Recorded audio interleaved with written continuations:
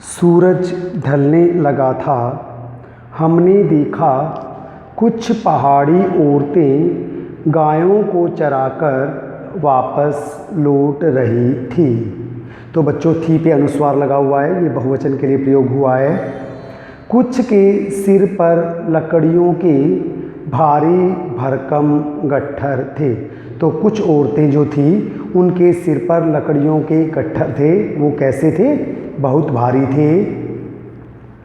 ऊपर आसमान फिर धुंध और बादलों से घिरा हुआ था।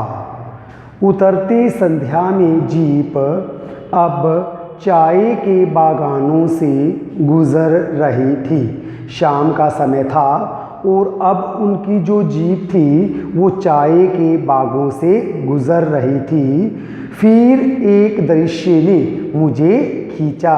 फिर लेखिका को एक ऐसा दृश्य दिखाई दिया जिसने लेखिका को आकर्षित कर लिया था। लेखिका ने क्या देखा कि नीचे चाय के हरे भरे बागानों में कई युवतियां बोकू पहने सिक्किमी परिधान। बोकू क्या होता है? ये सिक्किम की वेशभूषा है, सिक्किम का परिधान है।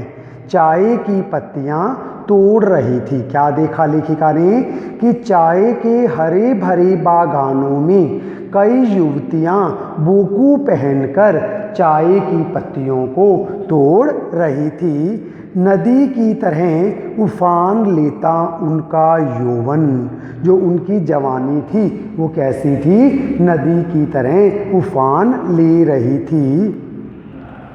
और श्रम से दमकता गुलाबी चेहरा, और मेहनत के कारण उनका जो गुलाबी चेहरा था वह चमक रहा था। एक युवती ने चटक लाल रंग का, चटक गहरे, एक युवती ने गहरे लाल रंग का बोकू पहन रखा था। सघन हरियाली के बीच चटक लाल रंग डूबते सूरज की स्वर्णिम और सात्विक आभा में कुछ इस कदर इंद्रधनुषी छटा बिखेर रहा था कि मंत्रमुग्ध सी में चीख पड़ी थी।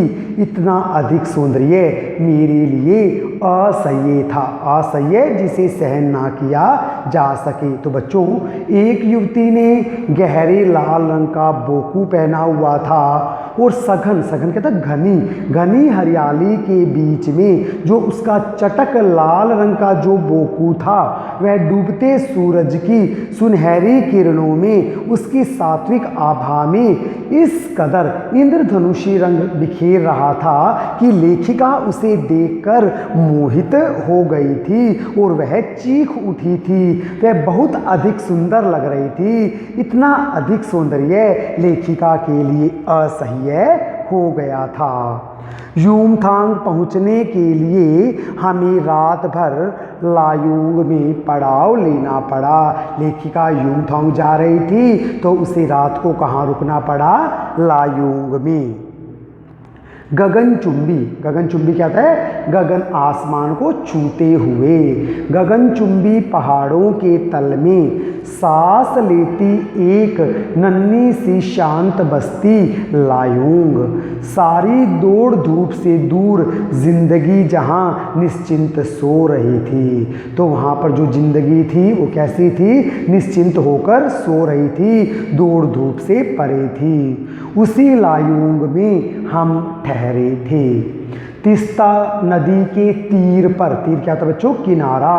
कि तिस्ता नदी के किनारे पर बसे लकड़ी के एक छोटे से घर में मुंह हाथ धोकर, मुंह हाथ, मुंह और हाथ द्वंद्व समास, मुंह हाथ धोकर मैं तुरंत ही तिस्ता नदी के किनारे बिखरे पत्थरों पर बैठ गई। तो लेखिका कहाँ बैठ गई? तिस्ता नदी के किनारे जो पत्थर बिखरे पड़े थे लेखिका उस पर बैठ गई। सामने बहुत ऊपर से बहता झरना नीचे कलकल बहती तिस्ता में मिल रहा था। ऊपर से एक झरना बहता हुआ आ रहा था और वह कलकल करती हुई तिस्ता नदी में मिल रहा रहा था। मध्यम मध्यम मध्यम मध्यम धीमी धीमी धीमी धीमी हवा चल रही थी।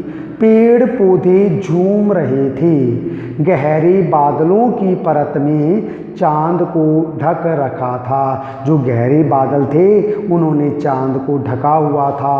बाहर परिंदे परिंदे पक्षी और लोग अपने घरों को लौट रहे थे। वातावरण में अद्भुत शांति थी।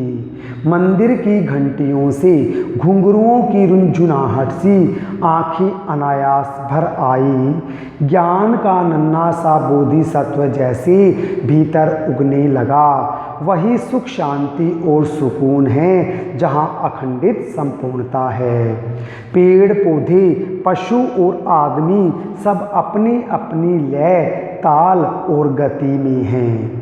हमारी पीढ़ी ने प्रकृति के इस लय ताल और गति से खिलवाड़ कर अक्षम्य अपराध किया है। तो क्या बताया गया बच्चों कि जो हमारी पीढ़ी है उसने प्रकृति के साथ खिलवाड़ किया है, और उसने जो प्रकृति के साथ खिलवाड़ किया गया है यह कैसा अपराध है? यह अक्षम्य है जिसे क्षमा नहीं किया जा सकता। हिमालय अब मेरे लिए कविता नहीं बल्कि दर्शन बन गया था। अंधेरा होने के पहले ही किसी प्रकार डगमगाती शिलाओं और पत्थरों से होकर तीस्ता नदी की धार तक पहुंची। बहते पानी पर अपनी अंजुली से भरा तो अतीत भीतर धड़कने लगा। अब क्या किया लेखिका ने? बहते पानी को अपनी अंजुली मुट्ठी में अपनी अंजुली में भरा तो अतीत भीतर धड़कने लगा। स्मृति में कूंधा। हमारे यहाँ जल को हाथ में लेकर संकल्प किया जाता है, प्रण लिया जाता है। आपको भी पता है बच्चों, आप देखते हो कि गंगा नदी में भी लोग हाथों में जल लेते हैं और कोई ना कोई संकल्प करते हैं। क्या संकल्प करूं? पर मैं संकल्प की स्थिति में नहीं थी। भीतर थी एक प्रार्थना, एक कमज़ोर व्यक्ति की प्रार्थना।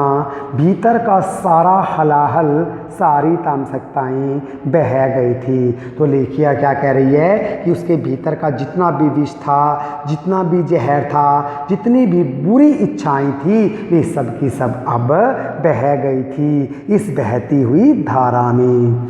रात धीरे धीरे गहराने लगी। हिमालय ने अब काला कंबल ओढ़ लिया था। जितेन ने लकड़ी के बने खिलौने से उस छोटे से गेस्ट हाउस में गाने की तेज धुन पर जब अपने संगी साथियों के साथ नाचना शुरू किया तो देखते ही देखते एक आदिम रात्रि की महक से परियों की कहानी सी मोहक वह रात महक उठी। तो क्या किया जितेन नारगे ने? अपने संगी साथियों के साथ नाचना शुरू कर दिया और जो वह रात थी फिर वह महक उठी। और मादकता का ऐसा संक्रमण, नशीलेपन का ऐसा संयोग हुआ कि हर एक करके हम सभी सैलानी गोल गोल घेरा बनाकर नाचने लगे। इधर से किसने नाचना शुरू किया? जितेन नारगे ने। और इधर से हम सभी सैलानी भी एक एक करके घेरा बनाकर नाचने लगे। मेरी 50 वर्षीय सहेली मणि ने कुमारियों को भी मात करते हुए, कुमारियों लड़कियों को भी मात करते हुए, हराते हुए, मेरी 50 साल की सहेली मणि ने लड़कियों को भी हराते हुए वो जानदार नृत्य प्रस्तुत किया कि हम सब अवाक उसे ही देखते रह गए। अवाक बिना बोले, हम सब बिना बोले उसे ही देखते रह गए। कितना आनंद भरा था उसके भीतर, कहाँ से आता था इतना आनंद।